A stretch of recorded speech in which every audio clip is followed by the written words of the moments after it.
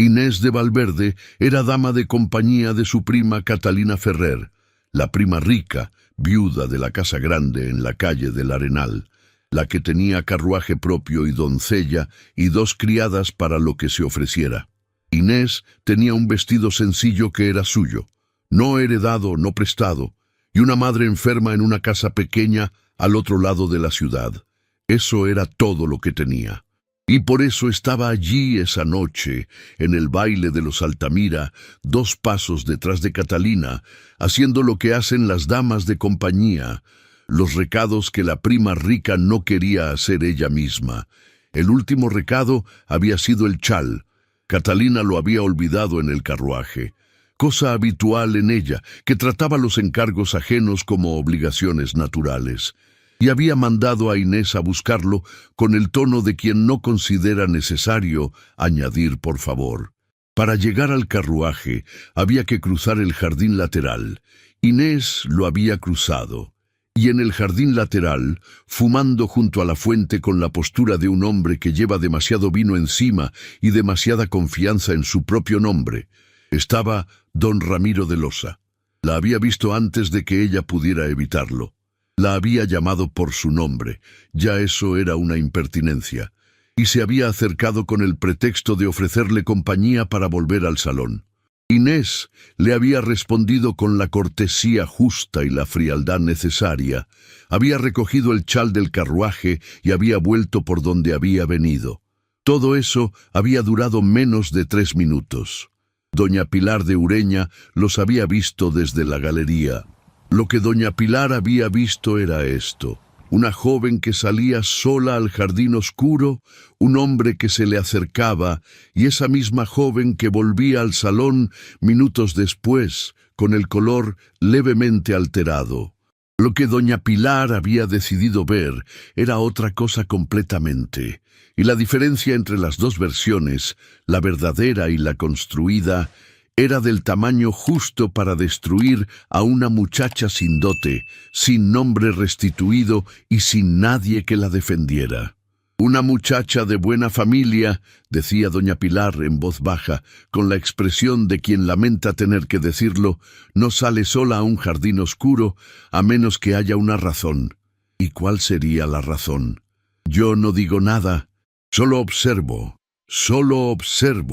las 2 palabras más peligrosas en un salón de 1888.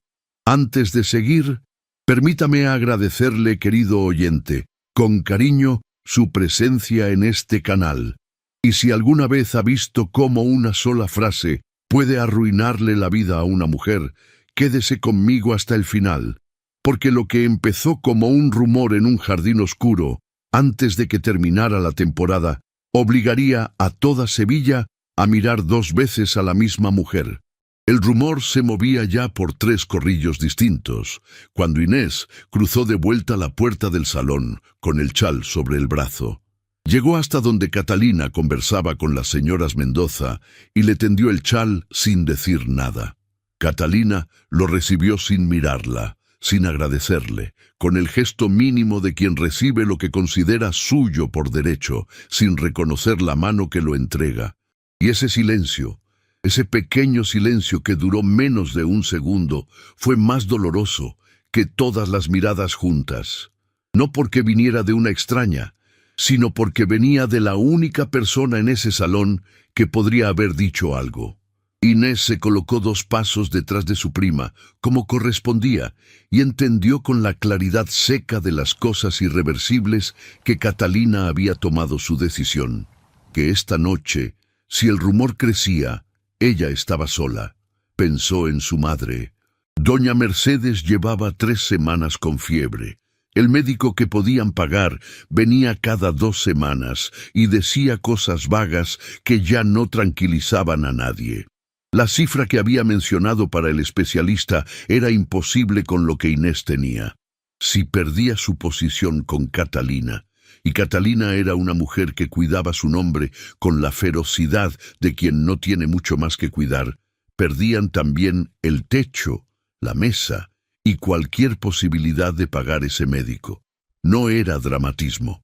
Era simplemente la aritmética de lo que podía ocurrir en las próximas horas si nadie detenía lo que doña Pilar había puesto en movimiento. Fue en ese momento cuando notó que alguien la miraba desde el otro lado del salón. No era la mirada de quien busca el escándalo. Esas las conocía ya. Venían con un brillo oblicuo, de reojo. Esta era directa y quieta, sin prisa y sin apología. La mirada de un hombre acostumbrado a evaluar situaciones sin que las situaciones lo muevan. Inés levantó apenas los ojos. Al otro lado del salón, junto a uno de los arcos que daban a la galería, había un hombre que no encajaba con el resto de la reunión del modo en que una piedra de río no encaja en una vitrina de porcelana. No era que estuviera fuera de lugar, su traje era impecable, su porte inequívoco, sino que parecía ajeno al esfuerzo que hacían todos los demás por estar allí. Llevaba la copa en la mano con la indiferencia de quien sostiene algo que no pidió, pero tampoco ha devuelto. Cuando ella lo descubrió mirándola, no apartó los ojos. Inés sí los apartó.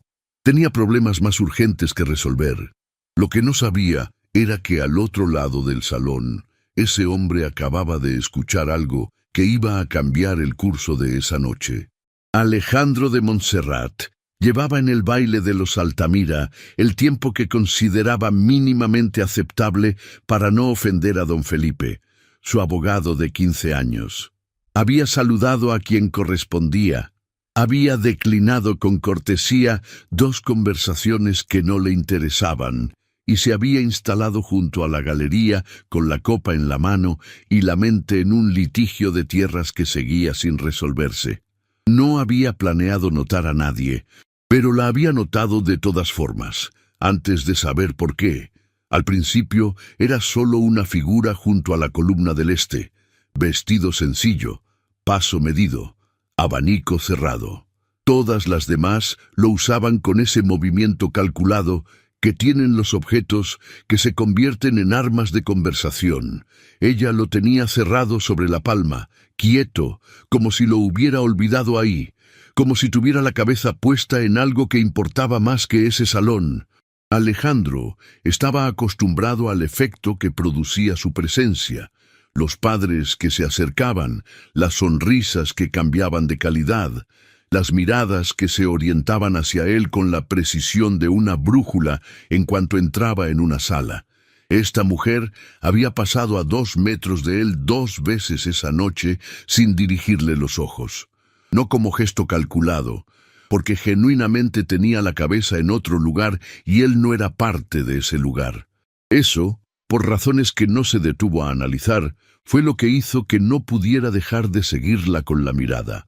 Entonces Marcos se inclinó hacia él y le dijo en voz muy baja lo que doña Pilar estaba tejiendo en el centro del salón. El apellido llegó al final, casi de pasada. «¿Valverde?», dijo Alejandro. «Sí, excelencia, hija de don Aurelio». Marcos era el tipo de secretario que no necesitaba salir del despacho para saber lo que ocurría en medio Sevilla. Llevaba 12 años organizando las visitas del ducado, recibiendo a administradores, coordinando con casas comerciales y familias conocidas. En ese tráfico constante de personas y recados, la información llegaba sola, sin que nadie la entregara deliberadamente, sin que nadie pensara que importaba. Alejandro conocía ese nombre, lo conocía bien. Unos 10 años atrás, en una reunión del consulado donde se ventilaba un asunto de tierras que afectaba a varias familias importantes, entre ellas la suya, todos los presentes habían dicho lo que convenía decir. Todos menos uno. Don Aurelio de Valverde había pedido la palabra al final, había mirado a los lados antes de hablar y había hablado igual. Había dicho lo que era verdad, aunque la verdad incomodara a los hombres más poderosos de la sala.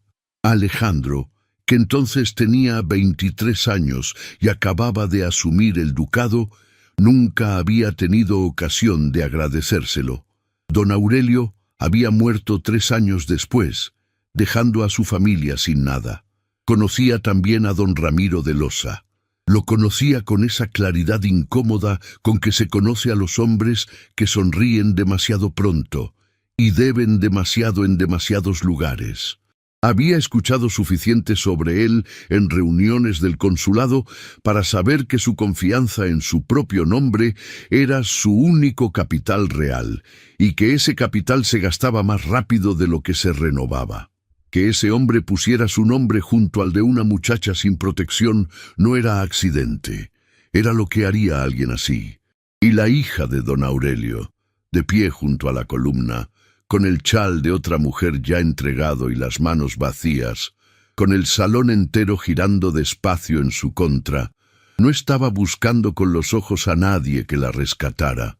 Tenía la frente levantada, tenía la boca cerrada con la firmeza de quien ha decidido no pedir.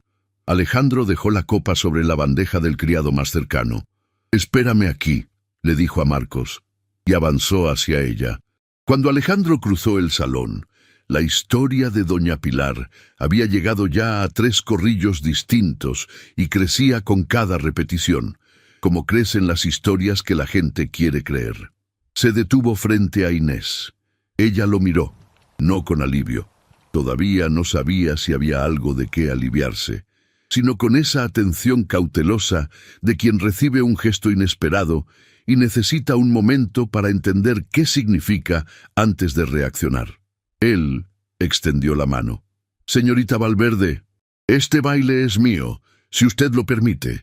Era una pregunta que traía consigo todo el peso de lo que estaba ocurriendo en el salón, y los dos lo sabían.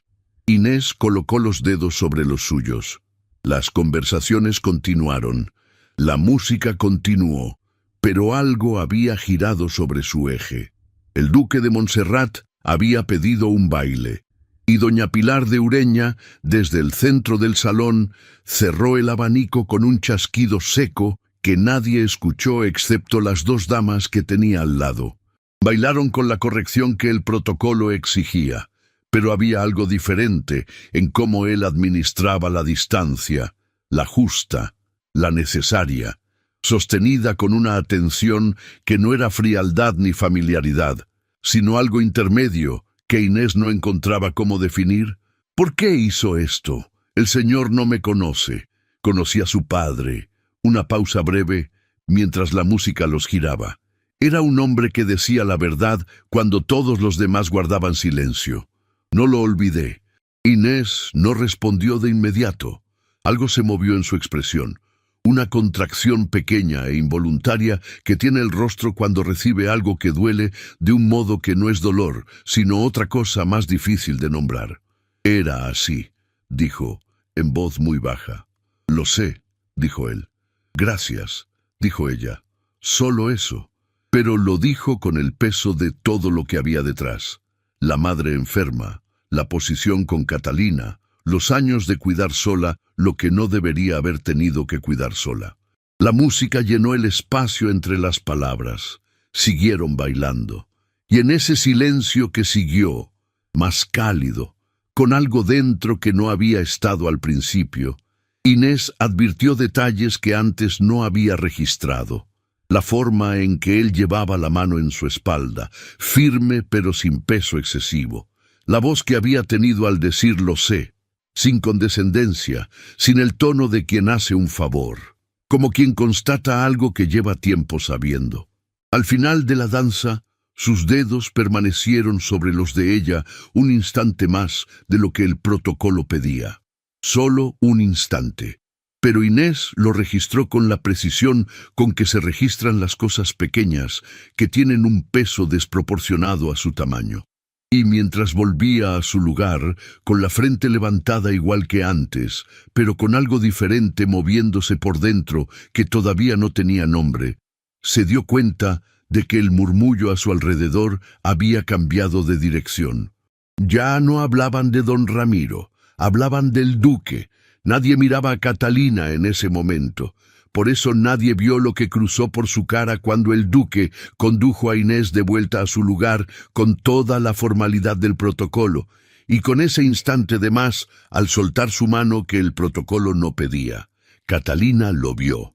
Registró la expresión de él al bailar con su dama de compañía, una expresión que no había tenido en ninguna de las dos conversaciones que ella había conseguido sostener con él esa temporada. No era admiración, era peor que eso, era atención real. Esa misma noche, de vuelta en su despacho, Alejandro no trabajó. Estuvo frente al litigio de tierras que llevaba meses sin resolverse, con los documentos abiertos y la mente en otro lugar. Lo intentó 3 veces. Las 3 veces llegó al segundo párrafo de la primera carta y se detuvo. Lo que no encontraba dónde colocar era esto. Había cruzado ese salón antes de que Marcos le dijera el nombre. La decisión ya estaba tomada cuando ella era solo una figura de vestido sencillo junto a una columna, con la cabeza en otro lugar y los ojos que no lo buscaban. El apellido le había dado el motivo, pero el motivo había llegado después del impulso, y Alejandro de Montserrat no actuaba por impulsos. Lo más perturbador era el instante hacia el final de la danza, la geometría caprichosa del baile que los había acercado más de lo que el compás pedía, y que él no había corregido, que se había dado cuenta y había seguido bailando de todas formas con plena conciencia durante 3 tiempos de música. 3 tiempos. Lo había contado. Volvió al escritorio. Miró el segundo párrafo de la primera carta. Lo leyó. No entendió una palabra. Luego se quedó mirando la lluvia en los adoquines hasta que se apagaron las farolas. En ese mismo tiempo, al otro lado de la ciudad, el carruaje de los Altamira rodaba en silencio. Catalina había subido la primera, con esa presteza de quien no quiere que nadie vea lo que tiene en la cara. Inés había subido detrás y se había acomodado en el asiento de enfrente, como correspondía. «El duque de Montserrat es un hombre muy considerado», dijo Catalina, sin apartar los ojos de la ventanilla. «Siempre lo ha sido, con las personas que lo necesitan». Una pausa calculada. «Es una forma muy elegante de salir de una situación incómoda, ¿verdad? Un baile. Resuelve el problema sin comprometer a nadie». Giró apenas la cabeza hacia Inés, con una sonrisa que no llegaba a los ojos. «Qué alivio que estuviera allí esta noche». Inés no respondió. Miró la ventanilla y contó en silencio, como le había enseñado su padre cuando era niña, y el mundo le parecía demasiado injusto para soportarlo sin hacer algo con las manos. 1, 2, 3. Catalina, satisfecha con el silencio que había producido, abrió el abanico y no volvió a hablar en todo el trayecto. Pero esa noche, antes de apagar la vela, tomó una decisión con la misma frialdad con que se toman las decisiones que no admiten arrepentimiento. El duque de Montserrat era el tipo de hombre que correspondía a una mujer como ella, con su casa, su nombre, su posición. No era ambición lo que sentía, era una certeza de orden natural de quien sabe lo que le pertenece por derecho. Y Catalina Ferrer no iba a permitir que una dama de compañía sin dote se interpusiera. A la mañana siguiente, buscó a doña Pilar de Ureña antes de que el rumor de la noche anterior se enfriara del todo. Se inclinó hacia ella con la voz suave de quien corrige un malentendido, que sí, que Inés había salido sola al jardín, que el chal era un pretexto, que ella misma llevaba días preguntándose qué hacer. No lo dijo con malicia visible. Lo dijo con la expresión de una prima preocupada que al fin había decidido hablar. Eso era, precisamente, lo que lo hacía tan difícil de desmentir. Y no se detuvo ahí. Embargo, en los días siguientes, sin una sola acción que pudiera nombrarse como abierta, Catalina fue ordenando las cosas a su favor. Y sin embargo, todo empezó a desplazarse. Hasta que, en una de esas tardes en que la casa parecía más silenciosa de lo habitual, y Catalina había salido a hacer visitas, Inés fue enviada al gabinete de lectura de don Felipe a devolver los libros de Catalina. No sabía que no iba a estar sola, pero En los días anteriores, Alejandro se había sorprendido pensando en ella más de una vez, en la forma en que había hablado de su padre, en la firmeza con que había sostenido la mirada antes de apartarla, en esa mezcla extraña de contención y dignidad que no se parecía a ninguna de las mujeres que solían acercarse a él. Fue Marcos quien, sin intención aparente, mencionó que la señorita de Valverde solía devolver los libros de Catalina los jueves por la tarde. Alejandro no respondió, pero ese jueves llegó al gabinete de lectura de don Felipe antes de la hora en que, según Marcos, ella solía pasar por allí. Lo llamó azar, aunque había elegido el sillón junto a la ventana, el único desde el que se veía la puerta de entrada sin que pareciera que se estaba mirando la puerta de entrada. Lo que no podía llamar coincidencia era lo que ocurrió cuando ella entró. Inés cruzó el umbral con 2 volúmenes bajo el brazo. Lo vio. No se detuvo, pero hubo un instante, apenas un instante, en el que su paso perdió exactitud, como si el cuerpo hubiera necesitado recordar cómo continuar. Luego, siguió adelante. Entregó los libros al criado que atendía la sala. «Señorita Valverde», dijo él, con la cortesía exacta que el lugar exigía. «Excelencia», respondió ella, y estaba a punto de marcharse cuando el título que descansaba sobre la mesa de lectura detuvo su paso. Era una edición de las empresas políticas de Saavedra Fajardo, un libro que no esperaba encontrar en manos de nadie que no fuera su padre. Alejandro siguió la dirección de su mirada. «¿Lo conoce?», preguntó. Inés tardó un momento antes de responder. «Mi padre lo leía». Una pausa breve. Siempre decía que era el único libro que enseñaba a gobernar, sin quitarle a uno la conciencia. Alejandro no respondió de inmediato. «Lo recuerdo», dijo al fin. Era un hombre que se tomaba en serio lo que leía. No era una pregunta, era un reconocimiento, y Inés lo recibió como tal, con ese gesto mínimo de quien confirma algo sin necesidad de ampliarlo. «Sí», dijo en voz baja. Hablaron durante 20 minutos. Sobre el libro, sobre si la honestidad en política era una virtud o simplemente una forma más costosa de ambición. Inés tenía opiniones formadas y no las disfrazaba de preguntas. Las decía con la misma llaneza con que decía todo, y cuando no estaba de acuerdo con algo que él decía, lo contrariaba sin alzar la voz y sin pedir disculpas por hacerlo. Alejandro no recordaba la última vez que alguien lo había contrariado sin pedir disculpas. En un momento, al alcanzar el volumen para mostrarle un pasaje, sus manos coincidieron sobre el lomo del libro. No fue intencional de ninguno de los dos. Ella retiró la suya despacio, sin comentario, y él no dijo nada. Pero durante los siguientes minutos mantuvo los ojos en la página un instante más de lo necesario, y ella mantuvo los brazos ligeramente más recogidos que antes. Cuando ella se despidió y salió, Alejandro permaneció con los ojos en la puerta cerrada. Luego miró el libro sobre la mesa. Esa noche lo releyó desde el principio, no por el libro. Y así pasaron las semanas, con esa acumulación silenciosa de cosas que no se dicen y que, sin embargo, van ocupando espacio. El encuentro en el gabinete de lectura dejó de ser una coincidencia. Sin que ninguno de los dos lo nombrara, los jueves empezaron a repetirse con una regularidad que no debía nada al azar.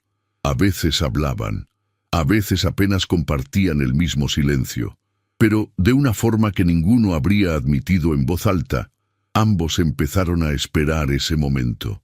En las semanas que siguieron, Alejandro prestó atención a lo que sentía, no porque quisiera, sino porque se había vuelto imposible ignorarlo. Pensaba en ella, no de forma evidente, sino en esos momentos en que la mente debería estar en otra parte, a mitad de una reunión, al revisar la correspondencia, al escuchar un apellido que no era el suyo, pero lo llevaba inevitablemente hasta ella.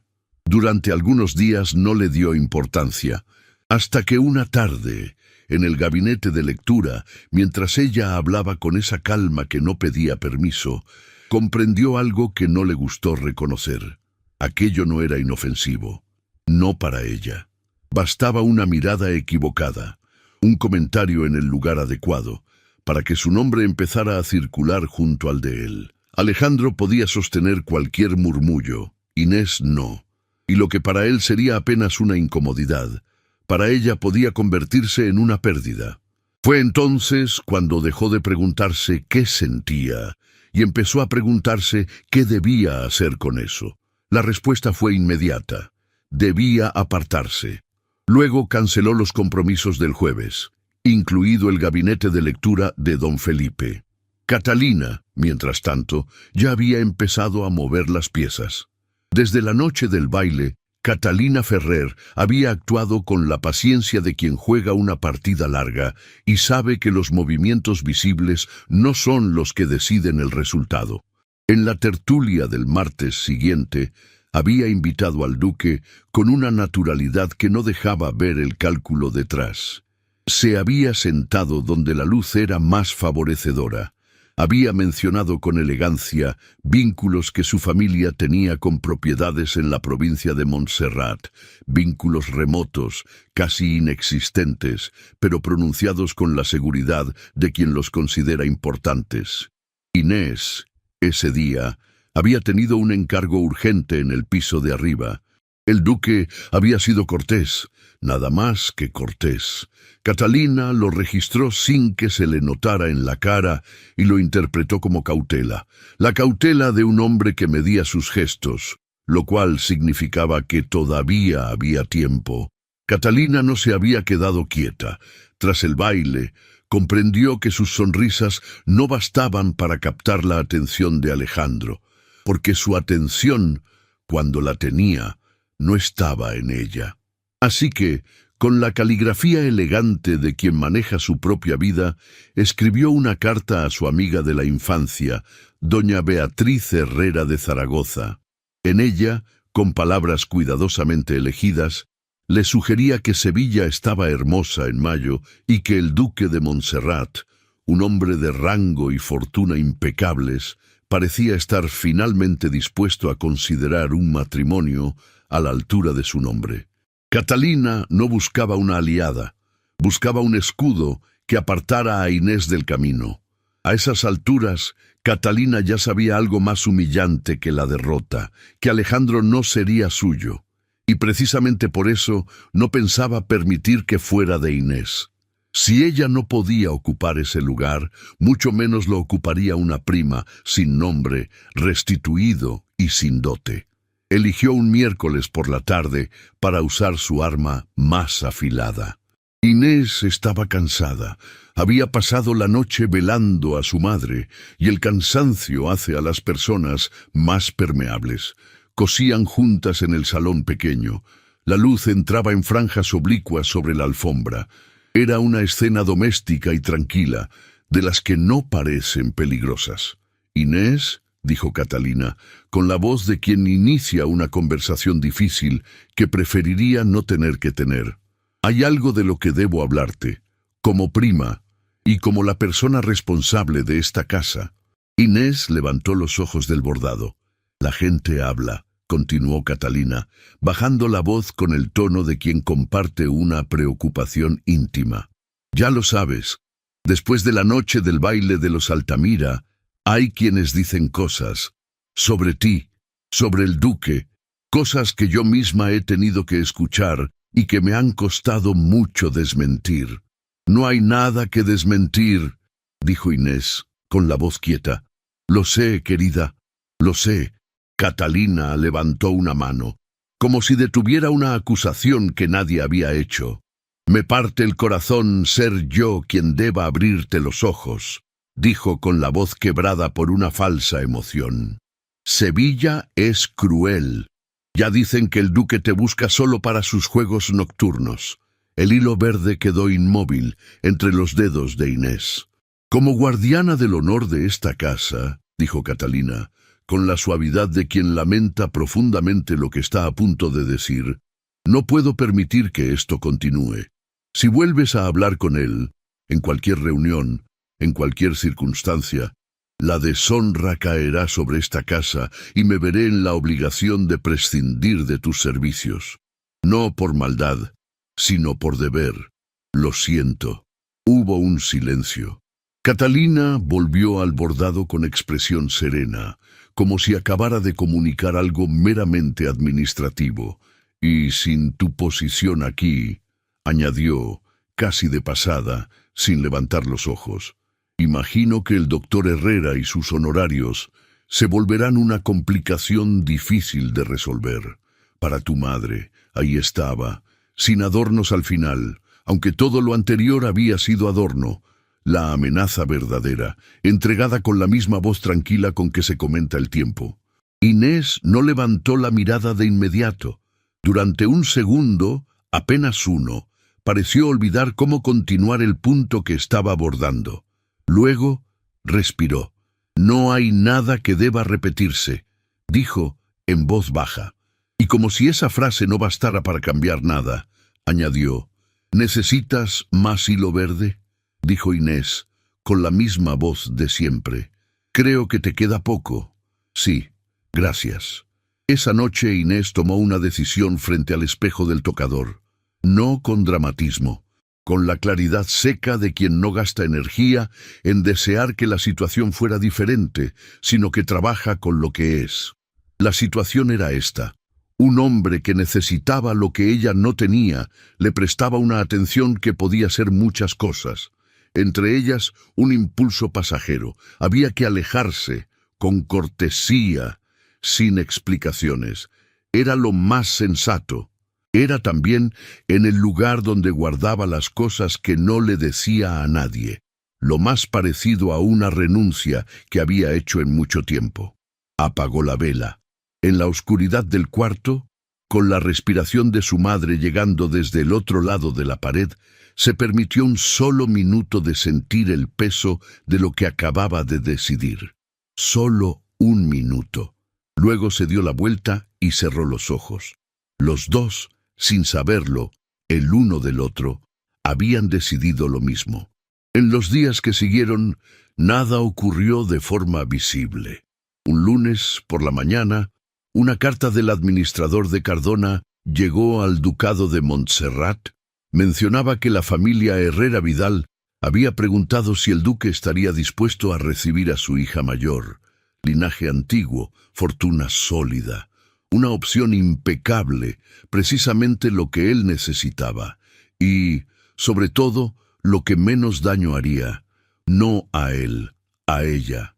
Le dictó a Marcos una respuesta aceptando la visita. El baile de los Villanueva era el último gran evento de la temporada antes de que el calor de junio vaciara los salones de Sevilla. Inés asistió con Catalina, con el vestido sencillo de siempre y con la determinación de quien ha tomado una decisión y ha dormido con ella el tiempo suficiente para que ya no duela tanto. O eso creía. Alejandro llegó tarde. Inés lo supo antes de verlo.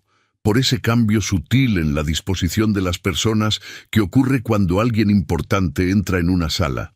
Una ligera reorientación de los cuerpos, como cuando el viento gira y todas las velas de un puerto reciben el cambio al mismo tiempo.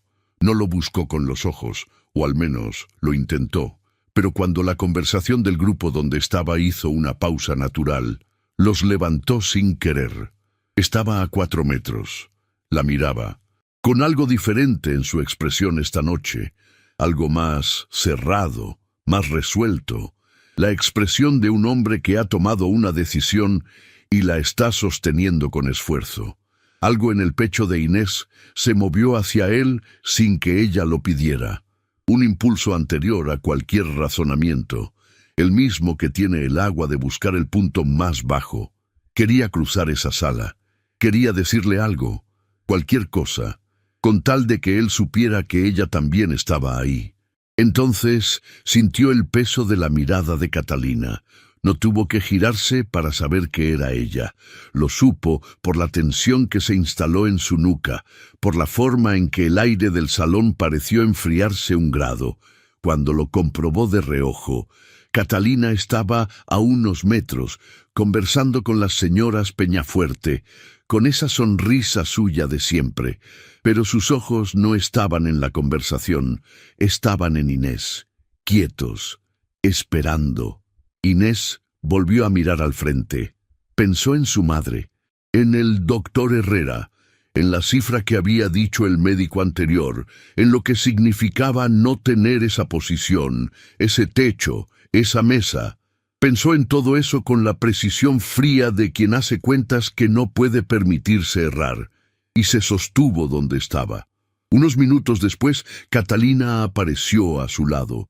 Ya no miraba hacia él, miraba a Inés con la expresión tranquila de quien acaba de ganar una partida sin necesidad de mover las fichas. «El duque ha tenido visita esta semana», dijo en voz baja. «Los Herrera Vidal, de Zaragoza.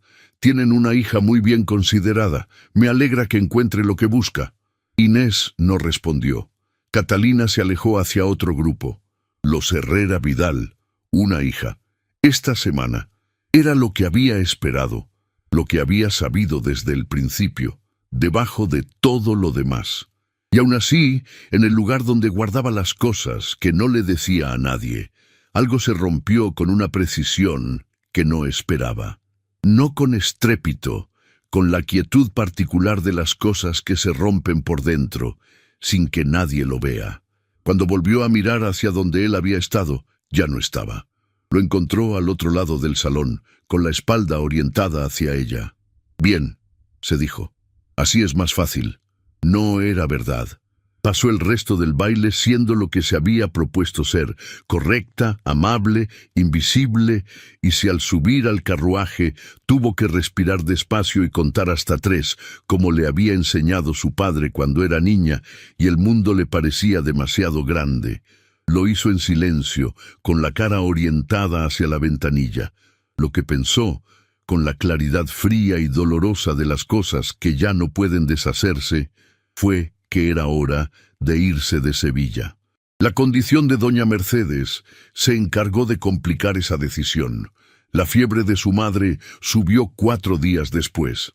Esta vez fue diferente, no la subida y bajada habitual, sino una que se instaló y no se movió. Y el médico dijo, con una franqueza que Inés agradeció aunque le costara escucharla, que ya no era suficiente lo que podía hacer. «El doctor Herrera», dijo Inés. «¿Cuánto cobra?» El médico le dijo la cifra. Inés la guardó en silencio, lo acompañó a la puerta y volvió al cuarto de su madre. Se sentó en la silla junto a la cama y estuvo un rato mirando la cara dormida de doña Mercedes, todavía con esa línea firme que Inés había heredado, y haciendo la aritmética que ya sabía cómo terminaba. Imposible. Esa misma tarde escribiría a la prima de su madre en Córdoba. Había una posibilidad, remota, de encontrar allí una posición como institutriz, un sueldo fijo. Más de lo que podía reunir en Sevilla, lejos de Catalina y de todo lo que había aprendido a querer sin permiso. Mientras tanto, Alejandro se obligaba a sostener su decisión con toda la disciplina de la que era capaz, pero apartarse de Inés no significaba volverse indiferente a lo que sabía de su vida. Cuando supo que la fiebre de doña Mercedes había empeorado, entendió que la distancia dejaba de ser prudencia si lo obligaba a no hacer nada. Inés estaba escribiendo la carta cuando llegó el mensajero. Un sobre lacrado, una nota breve, sin firma.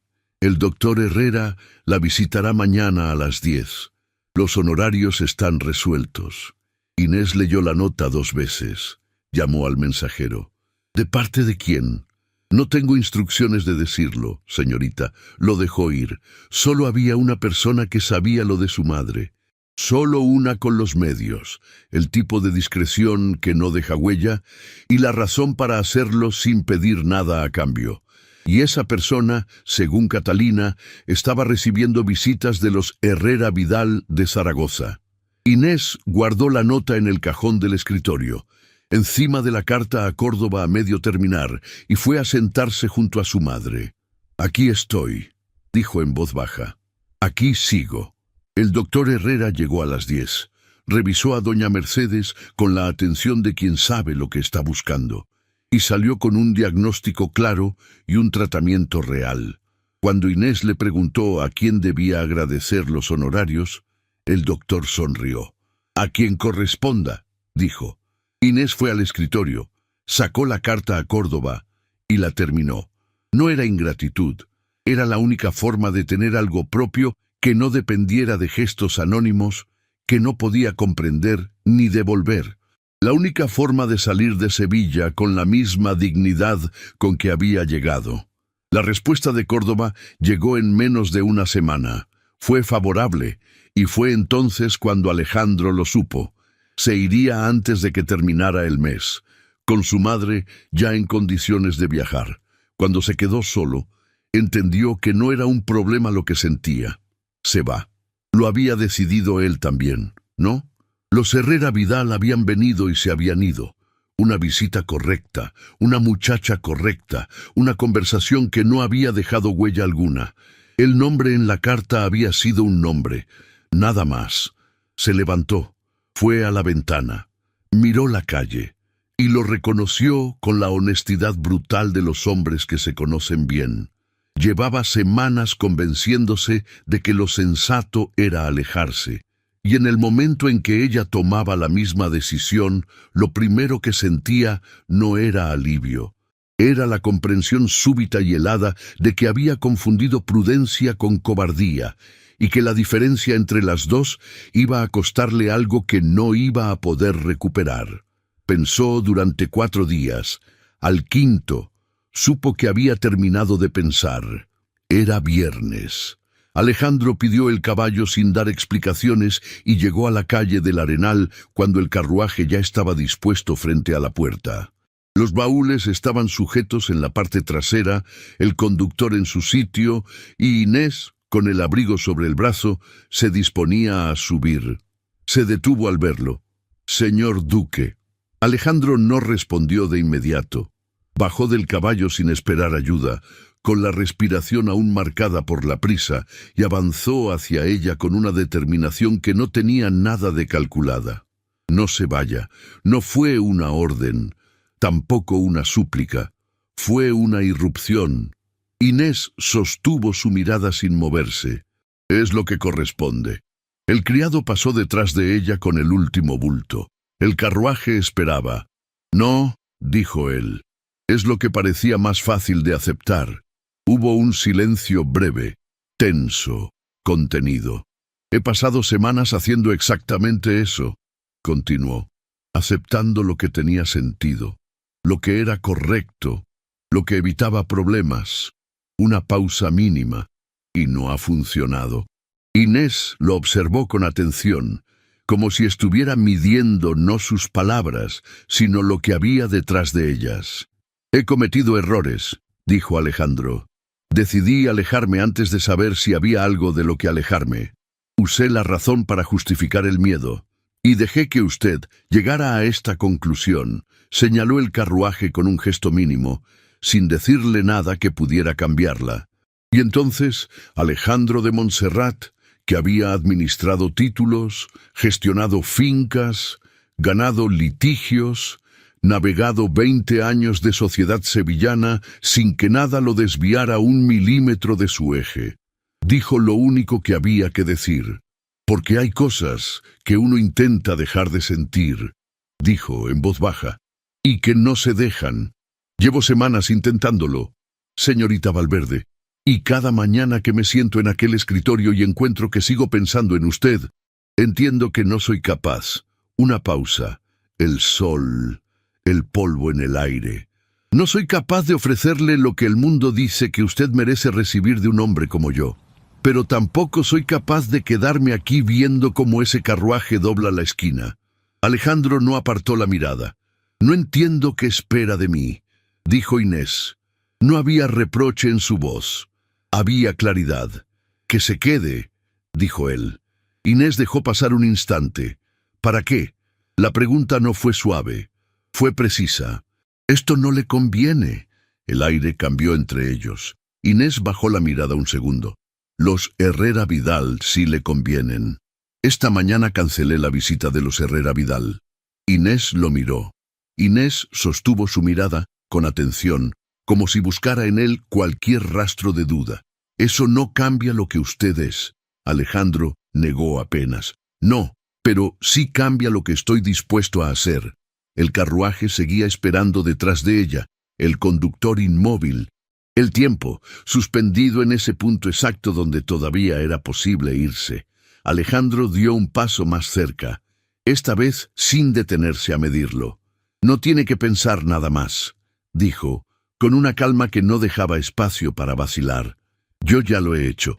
Una pausa. No la quiero aquí para verla de vez en cuando. No la quiero para cortejarla mientras decido otra cosa. La miró, sin bajar la voz. La quiero a mi lado. El aire entre los dos cambió de forma definitiva. Y si se queda, añadió, no será en esa casa. Un segundo. Será conmigo. Silencio. Inés no apartó los ojos. Había algo nuevo en su expresión ahora. No duda, no miedo. Algo más difícil de sostener. ¿Verdad? No tengo nada que ofrecerle, dijo. No como excusa, como hecho. Alejandro sostuvo esa frase sin corregirla. Entonces no me debe nada. Y luego, sin desviar un milímetro la mirada. Pero yo sí sé lo que le ofrezco. Una pausa mínima. Le pido su mano, Inés. El silencio que siguió no tuvo nada de incertidumbre. Fue un instante pleno, contenido, como si ambos reconocieran que lo que estaba ocurriendo no necesitaba ser explicado ni protegido con palabras.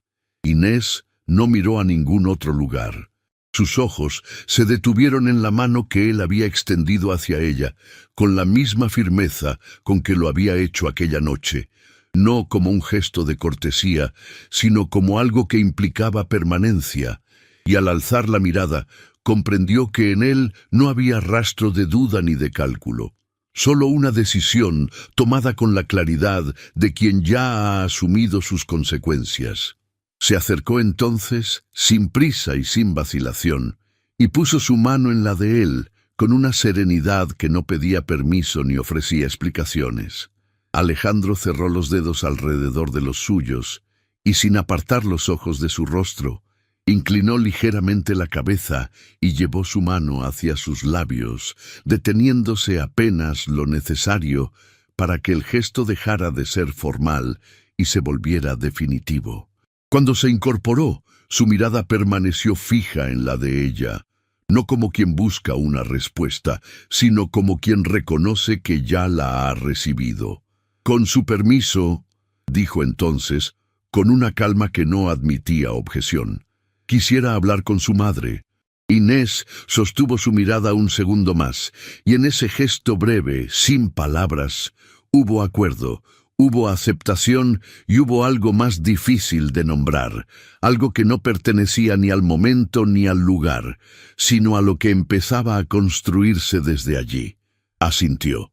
Y esta vez nada quedó pendiente entre los dos. Doña Mercedes de Valverde recibió al duque de Montserrat sentada en el sillón junto a la ventana, con el chal sobre las rodillas y esa expresión de mujer que ha visto suficiente mundo como para no dejarse impresionar por los títulos. Lo escuchó sin interrumpir, con la atención serena de quien no se distrae con las formas cuando lo que importa está en el fondo. Cuando él terminó, guardó silencio.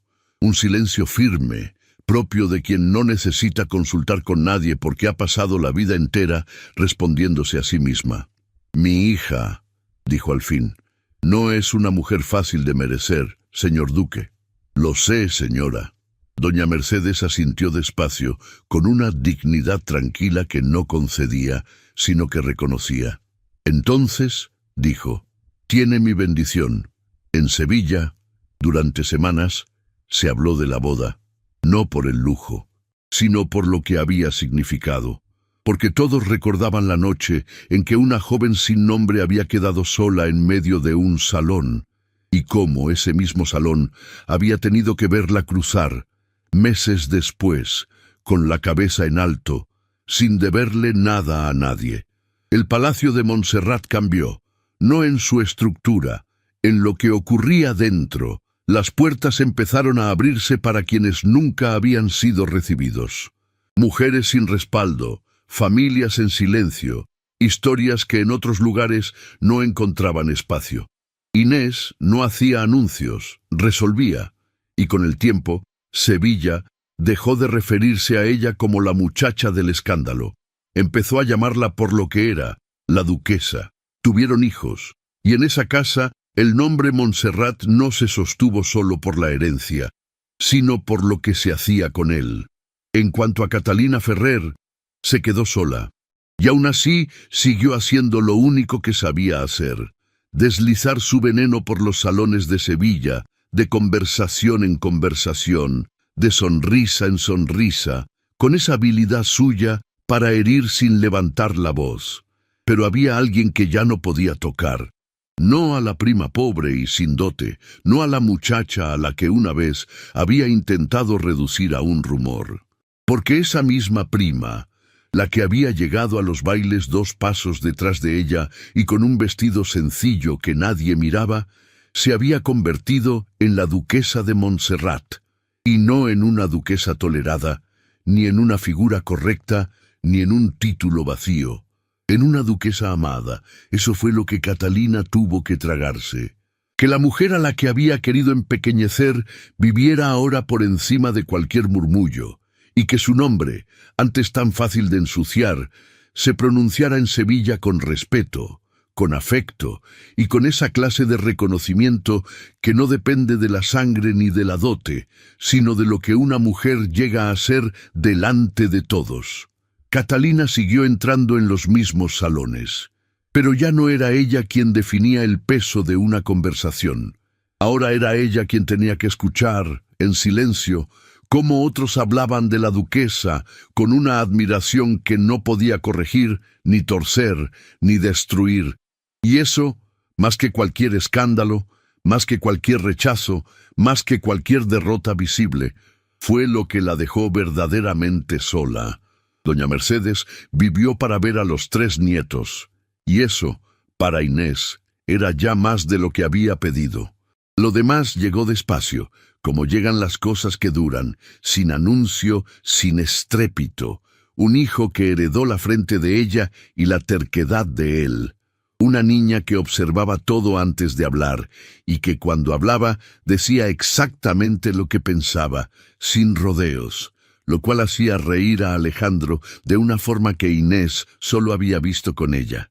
Y el más pequeño, que aprendió a leer sentado en su regazo mientras ella leía la correspondencia del ducado, absorbiendo las letras por pura cercanía, como si el conocimiento pudiera pasarse así, de un cuerpo a otro, sin que nadie lo enseñara. Había mañanas en que Alejandro llegaba al despacho y la encontraba ya en la mesa con una carta abierta y los ojos en otro lugar, en ese lugar donde ella ponía la mente cuando algo importaba de verdad, el mismo lugar donde la había encontrado por primera vez, en aquel salón, antes de saber su nombre. Se quedaba en el umbral un segundo, solo para verla. Ella levantaba los ojos, y en ese segundo había algo que no estaba destinado a nadie más. No era una vida sin dificultad. Había desacuerdos, había noches largas, había todo lo que se acumula cuando 2 personas fuertes comparten el mismo espacio y ninguna de las 2 tiene el hábito de ceder sin razón. Pero había también esto, que al final del día, fuera lo que había ocurrido, los 2 sabían dónde estaban. Y eso, que parece poco, es lo más difícil de construir. Inés de Valverde, que había llegado a los salones de Sevilla 2 pasos detrás de otra, con un vestido sencillo y la cabeza en otro lugar, se convirtió en la duquesa de Montserrat. No era un título, era una verdad, y fue feliz. No de la manera fácil, no de la manera que no cuesta nada, de la única manera que vale, ganada, elegida, sostenida día a día por 2 personas que habían decidido, cada una por su cuenta y luego juntas, que lo que había entre ellos merecía más que la prudencia. Ahora Querido oyente, si la historia de Inés y Alejandro le llegó al corazón, no se vaya sin escuchar la próxima. Aquí, en Cuentos de Amor de Época, siempre hay una mujer que vuelve a ser protagonista de su propia historia. Suscríbase, active la campanita y acompáñenos. Y antes de irse, no olvide mirar el comentario fijado y dejarnos una palabra de apoyo en los comentarios. Muchas gracias por quedarse. Hasta la próxima historia.